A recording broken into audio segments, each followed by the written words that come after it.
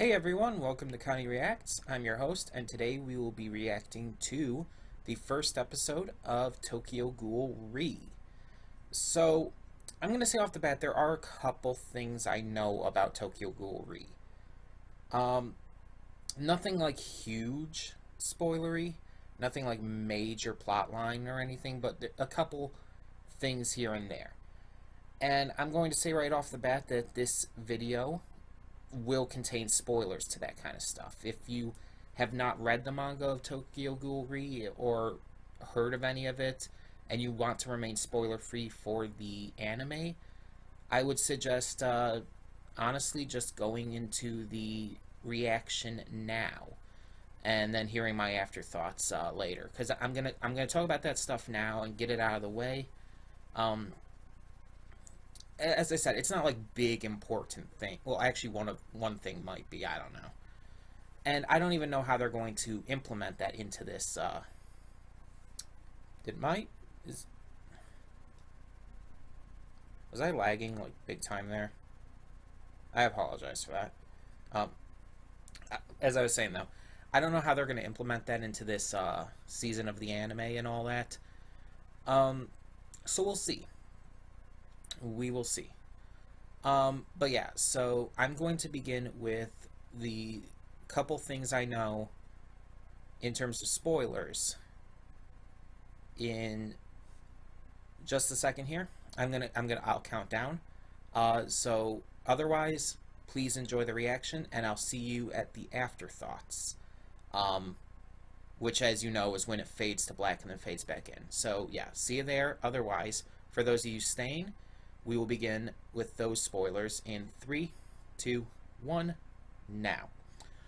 Okay, so probably the biggest thing that I know ahead of time is that there's a new character introduced in Season 3 who's basically just a red herring, I guess you could say. He's introduced as this new character, and you're like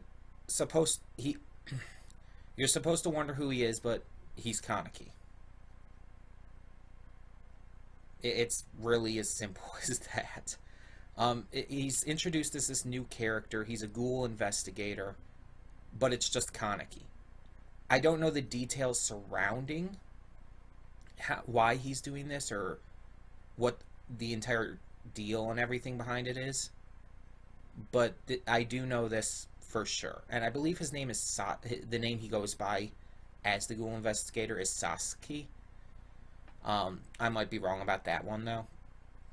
I also know that the Re for Tokyo Ghoul Re is in reference to a cafe that I believe Toka opens, which I believe was actually shown in a little preview thing at the end of Season 2.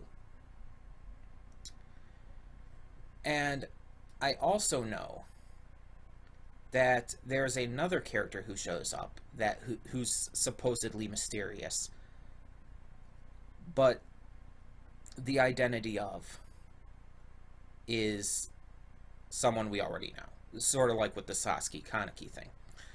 And I don't know much of anything about him. All I know is the character's name is apparently Scarecrow or something like that, and in reality he's Hide. Now this one, I'm confused about how that would work, because it kind of implied that Hide died at the end of Route A. I don't know. We'll find out either way. Now, I know nothing else about this. I don't know where this is going to go. I don't know, the story, plot-wise, other than that. So, yeah. As I said before, though, this is one of the 6 shows that is on a trial run, which means I'm going to check out the first episode. If I think it's good enough to continue reacting to, I will. Otherwise, if I think it's oh, this would be better just to watch on my own time, I'll tell you that as well. And I will tell you by the end of this video, during my afterthoughts. I don't know if I'm going to think this is a good enough one for reactions or not. This, unlike other ones on that are on these of these six for this season and all, this is one that I'm not sure about. Series of Unfortunate Events, yeah, I was pretty sure that that one was going to continue on. My Hero Academia, practically guaranteed. But this one, I'm just not sure. Um, it just depends on how it goes. And as I've said before, even if I continue past the first episode, doesn't mean I'll watch the entire thing. I might end up dropping it at some other point, or just feeling it might not be reaction worthy at some other point. We will see as time goes on, though. In the meantime, thank you all so much for tuning in. And we are going to get this started. So when the screen fades to black, pause this redirect and go to the description below. Follow the link to the reaction, and after you watch it, come back here to the redirect and resume play. Because after it fades to black and then fades back in, everything from that point forward will be my afterthoughts and will contain spoilers to the episode. So that being said, thank you so much for tuning in today, and yeah, I'll see you at the reaction. And we are back, and we will begin with spoilers in 3, 2, 1, now. Okay, so I'm going to get this out of the way right off the bat. I'll probably say it again at the end of this, at the end of these afterthoughts, but I do want to say it right off the bat. I will not be continuing to react to this series. And it's not because I think it's a bad series to react to, or a bad series, or in general, or whatnot. Actually, based on this first episode, I actually enjoy it. It's definitely a different feel from the past couple seasons, but I do enjoy it. So why am I choosing not to react to it? I just do not think this is going to be the kind of series that I would want to react to. I don't think it's the kind of series that would make for an enjoyable experience of doing so. This is the kind of show that I would just rather watch on my own time. Just go by my own pace. So yeah, I will be continuing to watch it for sure. It's just I'm not going to continue reacting to it. And honestly, this was one that I wasn't sure if I was going to anyways, just because Tokyo Ghoul in general, it's like, it's not that kind of show that I think would be an amazing series for reactions. But I was willing to give it a shot, and yeah, I don't even think I said like a lot during a few parts of this, this reaction. So, yeah, this is a one-off thing for this series, unfortunately. So I do apologize for that. But if you ever want to continue to hear my thoughts on the episodes, you can ask me on social media and stuff as new episodes come out and stuff. In the meantime, though, let's talk about this one. So, this seems to take place a considerable time in the future after the events of Route A. And I say that because there's a couple characters in here that look significantly and notably older. One of which was the girl who was in the taxi who was talking to Torso. I cannot think of her name for the life of me, but she was in the previous 2 seasons, but she was a little girl. Here she seems like she's probably, I'd say, like 15 years old. And I mean, that has to be her. One, she looks like her. Two, she referenced Connie, and they were close, so. Now we saw other characters we know in the intro, but in terms of this one, most of the characters we met were new. These Quinks members, for example. Apparently they're working for the CCG, and they're a group of ghouls or half-ghouls. They all seem, at least for now, to be half-ghouls, because only one of the eyes changes, which is the sign for being a half-ghoul, basically. So right now, at least, they seem to all be half-ghouls, and now, I don't know if they were recruited by the CCG for this specific group, or if they were made. Because we know that you can be made into a half-ghoul. In fact, I think it's the only way you can become one. I might be wrong about that, but we know, we've only seen, like, a handful. Not even a handful of half-ghouls. Because there was Kaneki, there were 2 others who were made into half-ghouls, who were friends with Juzo. And I think I want to say there was one other, but I'm not sure. Um, and Kaneki, we know for sure, was made into one because that was kind of a big deal with the series. It was kind of one of the just major plot points to season one.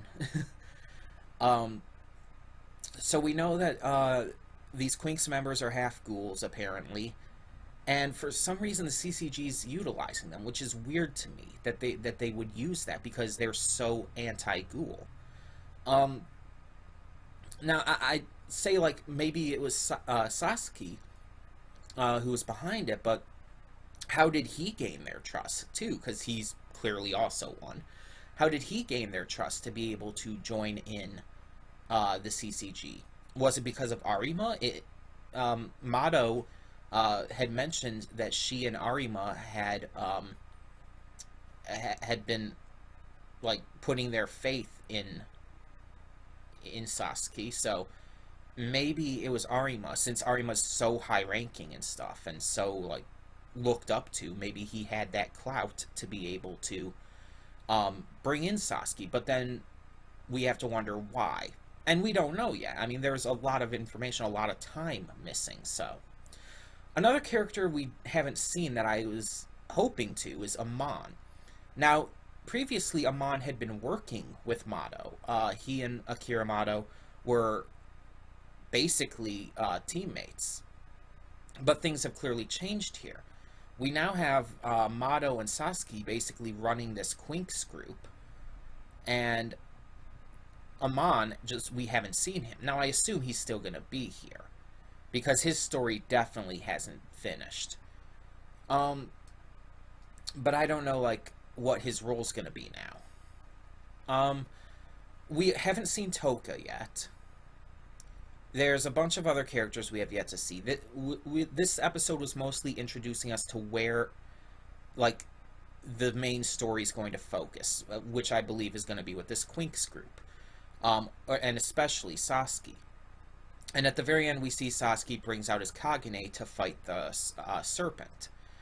So there's definitely things going on here. Now, here's an interesting thing to note. The character of Sasuke. Now, I mentioned in the pre-thoughts, and I'm not going to like spoil like everything I mentioned there, but I did know about the character beforehand. That's not really anything big, so I did know about his character beforehand. He's not what I imagined him to be like. Not really at all. And okay, you know what? I'm just gonna say it because this episode basically outright confirmed it, and basically just like straight up said it. It's obvious from this episode, from one specific scene, that Sasuke is Kaneki. I was trying to hold that back because apparently that was a big spoiler that wasn't like revealed early on in the manga of Tokyo Ghoul Re. It was like revealed much later on. So it's interesting that this was made very abundantly clear in the first episode of this series of the anime. Now, I haven't read the manga. I'm just going off of what I've heard and like what I've seen like from Chibi reviews, his stuff on it and whatnot, and just various like around Twitter and whatnot. But yeah, it was made very clear in this episode that they're one and the same, because we saw Sasuke have this like this kind of inward, not really hallucination, but like a mental inner battle with himself. And we saw that the one that was talking to him, that was trying to tempt him, was Kaneki. It was white-haired Kaneki. I mean, that's not even... It's not deniable. That was white-haired Kaneki. And the things he was saying, like, let me in and stuff, and it's like, it's very clear that this means that Sasuke is Kaneki. It's like, it's not deniable. It's obvious. They're throwing it right in our faces. Which is interesting to me. I'm wondering exactly like what their reasoning for doing that was. Now, the fact that they did do it, I don't think it hurts things at all. I mean, it's only the first episode, so I can't judge things too much, but I enjoyed this. I don't think anything was wrong with it. It didn't feel rushed. It didn't feel slow. It didn't feel like things were just wrong. I don't know. It was fine. um, it might be rushed in terms of the manga, but as I've said with other shows and whatnot, I don't judge things that way. When I'm watching an anime, I judge it on what I'm watching, not on how it relates to its source material, because that doesn't matter. In my eyes, you should judge something on the quality of its quality. You should judge something on its own quality, not on what it's related to. If you're watching the adaptation of anything, you should judge it on its own quality, not its quality as an adaptation, not how it relates to what it's adapted from. Because even if it's not adapted properly, it could still end up being very good. One such example of that, in my opinion, is Akame ga Kill. I loved Akame ga Kill. Not my favorite anime or anything, but I loved it, and from what I've heard, it was adapted super poorly. So, yeah, I mean, it doesn't matter to me. I judge things based on what I'm experiencing with the actual series I'm reacting to, or just watching in general. So yeah, we had some interesting new characters, we had some interesting new abilities, some just interesting new lore. And this episode was purely set up, obviously, and I honestly expected it to be. I didn't expect any huge things to happen. This is all setting up the characters and the plot and just the overall scenarios that will be moving into the rest of the series. Now, I don't know how many episodes this is gonna be, and depending on what that answer is, I don't know how many seasons it's gonna have either. So we'll see as we go along. But I know the Tokyo Ghoul Re manga is still going, and it's been going for quite a long time at this point.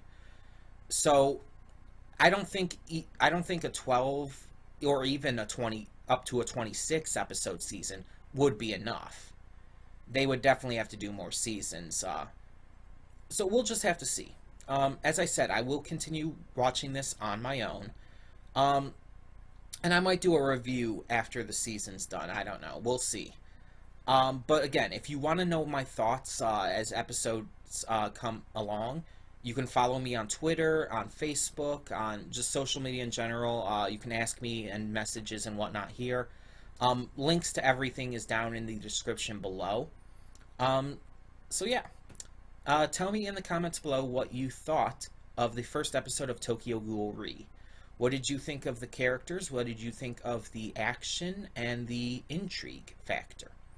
Tell me in the comments below, and thank you so much for tuning in. And for now, I'm Connie Royal, and I'm signing off. See y'all next time.